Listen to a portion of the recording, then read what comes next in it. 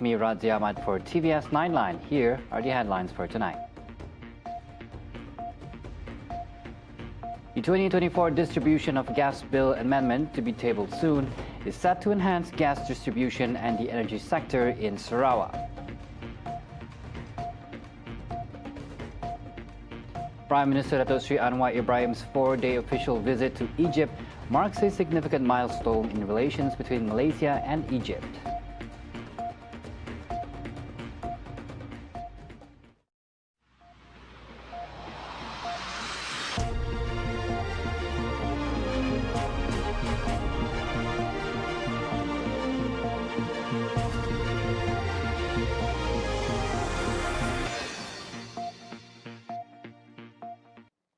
The 2024 distribution of gas bill amendment is set to be tabled by Sarawak's Minister of Utility and Telecommunication, Dato Sri Julaihi Narawi. Sarawak State Legislative Assembly Speaker Tan Sri Dato Amar Muhammad Asfia Awang Nasar said this amendment is key to enhancing gas distribution and advancing Sarawak's transition to a green energy economy to achieve net zero carbon by 2050. He added that the Sarawak government has outlined a goal to transition to clean energy sources with a primary focus on hydrogen as the main alternative. That is the background of the bill. Hydrogen is regarded as a clean energy for transportation and industrial application and usage.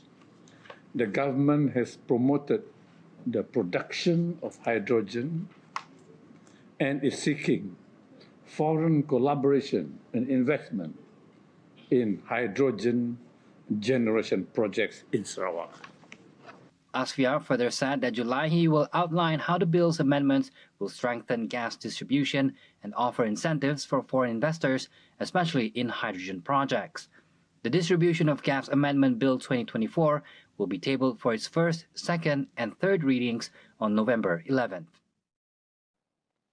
Meanwhile, the Sarawak government will soon have full autonomy over waste and environmental pollution management through the Natural Resources and Environment Board, NREB, which will assume authority from the Federal Department of Environment under the Natural Resources and Environment Bill. Sarawak Dun Speaker Tan Sri Dato Amar Muhammad Asfia Awang Nasar said the 2024 bill grants NREB authority over waste and pollution management in the state effective January 1st, 2025. He explained that this measure is part of a broader initiative to preserve the environment, which includes tighter control over metal waste, electronic waste, and water and soil pollution in the state. So now, by 1st January 2025, the Department of Environment will hand over the authority to regulate to the NREB department, the Natural Resources Board, by 21st January 2025. Waste is, when it's no longer in use, is dumped on a premise. It contaminates the atmosphere, the soil, the water. Then the law applies. It's a waste. Something non-profitable, not money-making, so it's transferred to the state from Federal Department of Environment to NREB. So NREB will be the one spending money to clean up and to manage the waste. It's more or less cleaning up the state, because anybody can dump anything. You know, you dump oil into the sea, you dump oil into the river, you pollute the water, you pollute. I mean, something has to be done. A law must be passed so that this is controlled. He added that NREB is responsible for effectively monitoring and controlling pollution in water sources, particularly Sarawak's main rivers that supply local communities. In the upcoming second meeting of the third session of the 19th Sarawak State Legislative Assembly, 4 bills will be tabled, including the 2025 Supply Bill, the 2024 Supplementary Supply Bill, the 2024 Gas Distribution Bill Amendment, and the 2024 Natural Resources and Environment Bill. In other news, the Om Maidin Festival Fun Run presents a great opportunity for the community to gather and adopt a healthier lifestyle. Sarawak Premier Dato' Patinggitan Syabang Joritun Openg said this event serves as an excellent initiative to connect Maidin Mohammed Holdings Berhad supermarket staff with the local community, who have been strong supporters of the business.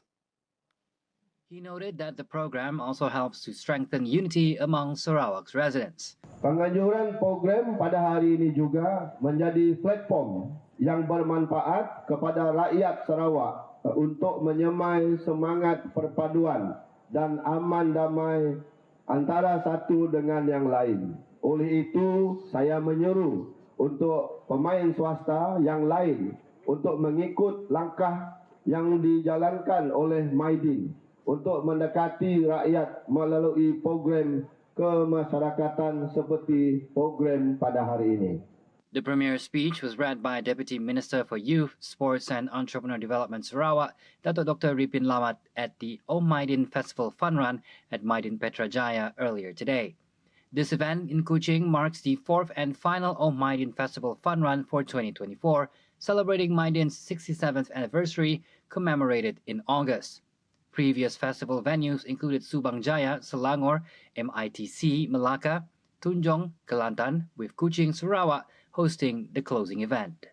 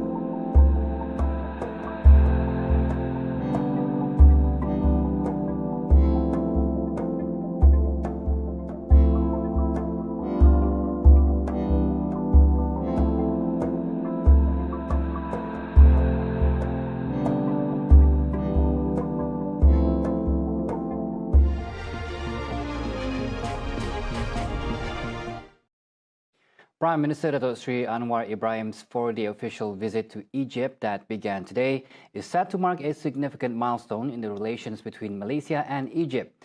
Malaysia's ambassador to Egypt, Dato' Muhammad Tarid Sufyan, said the visit, at the invitation of President Abdel Fattah el-Sisi, would pave the way for diversifying and strengthening cooperation, as well as reinforcing the foundations for synergy in addressing various regional and global issues of mutual interest. The Prime Minister arrived in Cairo at around 6:30 p.m. Eastern European Standard Time. According to Muhammad Tarid, on Sunday, a welcoming ceremony will be held at the Al-Ittihadiyya Palace, followed by a bilateral meeting. He said the meeting is expected to focus on advancing bilateral relations through enhanced cooperation in the fields of trade and investment, defense and security, tourism, education, and religious affairs. Discussions will also touch on exploring new collaborations in the halal industry, health, renewable energy and water, natural resources, and environmental sustainability. Muhammad Tarid said both leaders are also expected to discuss regional and international issues of mutual concern, particularly Palestine. Additionally, Anwar is slated to deliver a public lecture at the Al-Azhar University, host engagements with local industry players, launch the Proton Saga Assembly Operations Center, and meet with Malaysian students in Cairo.